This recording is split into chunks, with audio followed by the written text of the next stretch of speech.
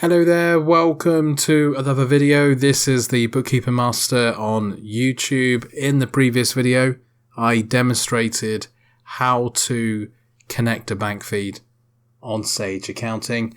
In this video, I'm going to demonstrate how to upload transactions. So if you don't want to have a banking feed on Sage Accounting, if you can't have a banking feed, perhaps your client doesn't want you to do it, or perhaps the account that the business account is with, the bank that the account is with, Sage Accounting doesn't offer that as a bank feed, so you can't do it, then your next best option is to upload transactions from a file. So the first thing you'll need to do is download the transactions from your online banking. You can do this once a week, once a month.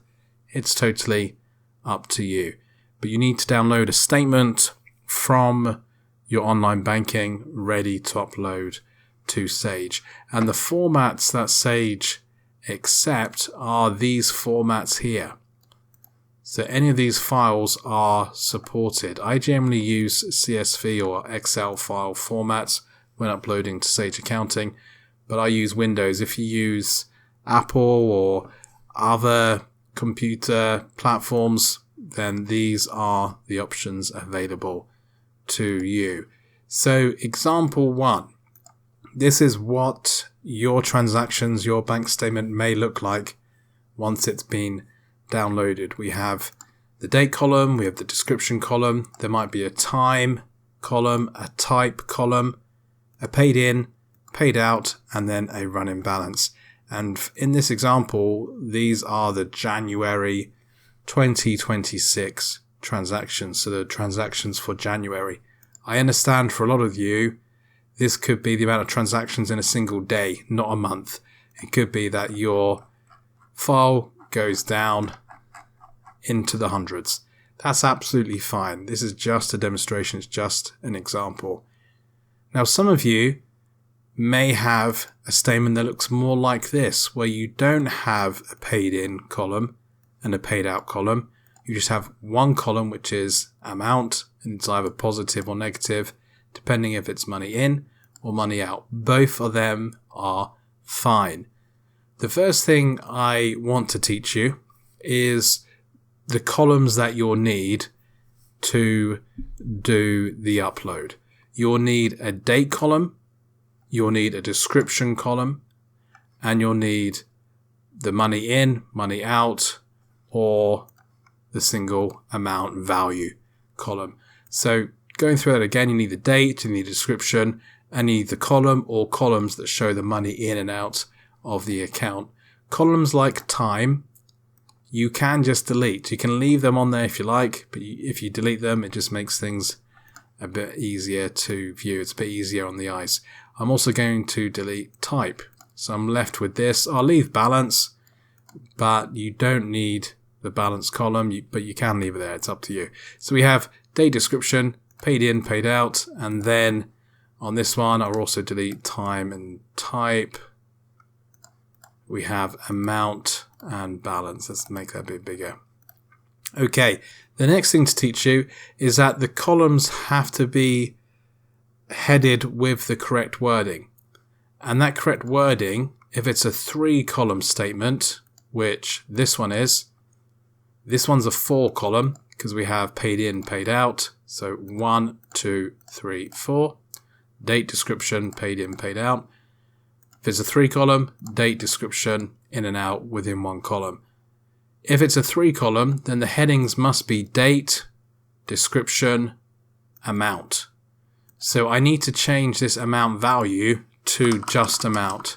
It could be that your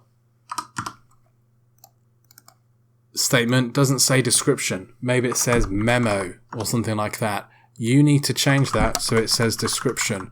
The columns must match what Sage requires. And for a 3-column statement, it requires this: date, description, amount. How about for 4 columns? It requires date, description, money in, money out. That wording. I've got paid in, paid out, so I need to change them. So money in, money out. So you need to download the transactions, and then you need to change the headings, perhaps get rid of columns that you don't need. You're then ready to upload this information, these transactions, to Sage. And how do we do that?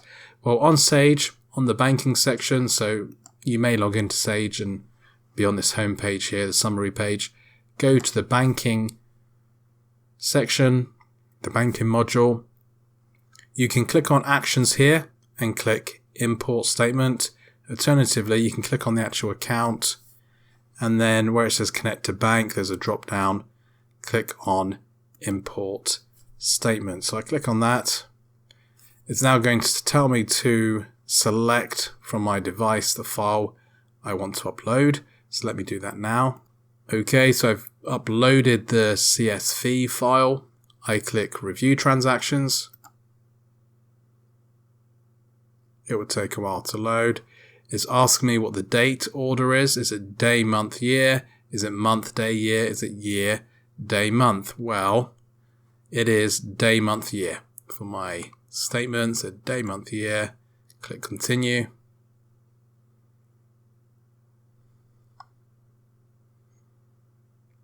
It will load for a while.